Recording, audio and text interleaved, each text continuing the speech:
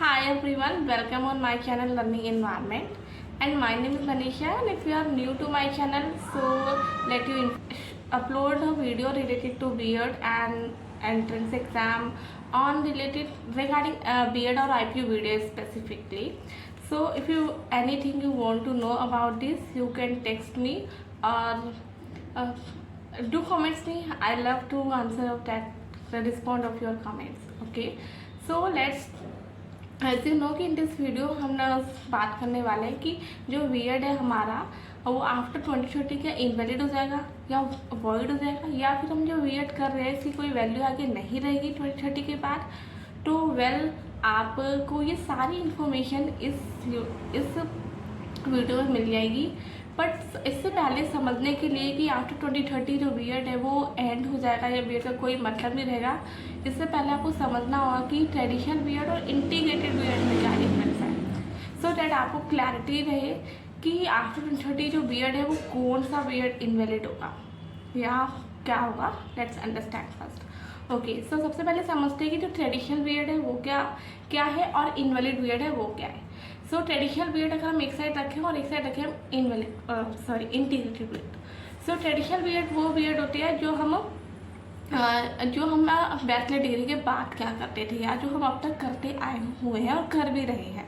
ठीक है, ताकि आपको पहले बैचलर डिग्री करनी पड़ेगी, उसके बाद आप बीएड करोगे।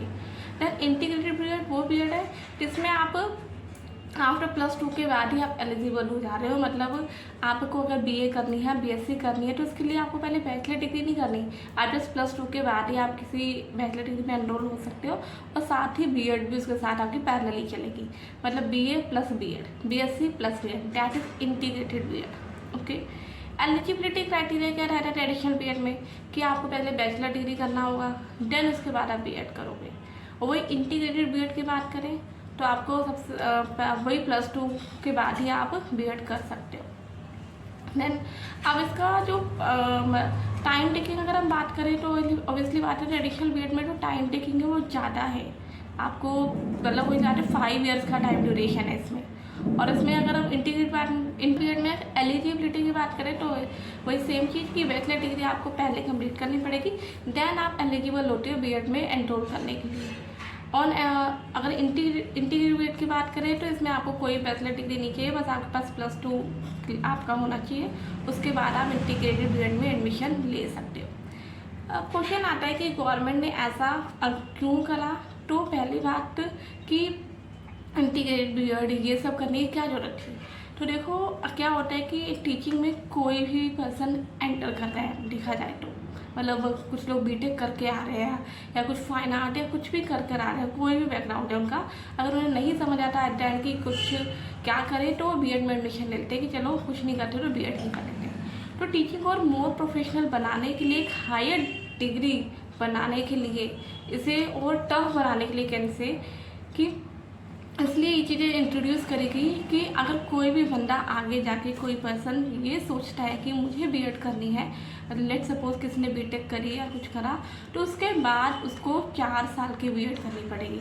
मतलब जो +2 के बाद करे तो उनके लिए तो सही है, लेकिन आगे जाके जो लोग टाइम स्विच कर जाते हैं अपने प्रोफेशन से इस प्रोफेशन में आते हैं तो उनके लिए चीज़ें टफ हो जाएगी कि बीटेक करने के बाद वो 10 बार सोचेंगे कि 4 साल उन्हें बीएड में देने पड़ेंगे। जो अभी सोचे 2 साल का है चलो कर लेते हैं, तो 4 साल उनको और अपने इसमें देने पड़ेंगे।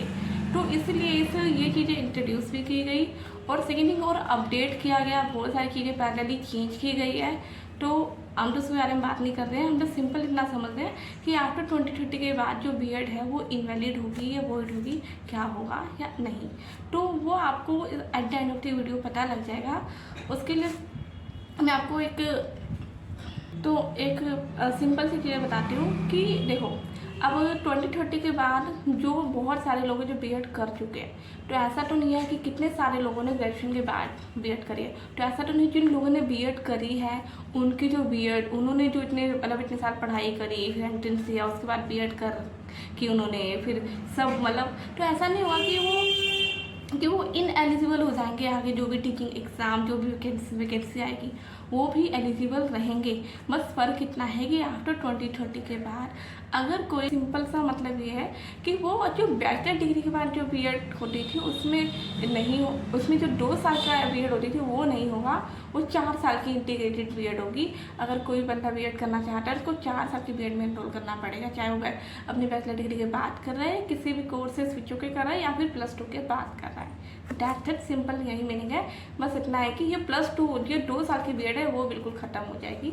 इसके मीनिंग तो जो बीएड हम कर रहे हो मिनिंगलेस नहीं होगी, यूजलेस नहीं होगी, ना ही वॉइड होगी। से बस इतना ही डिफरेंस है और कुछ नहीं है।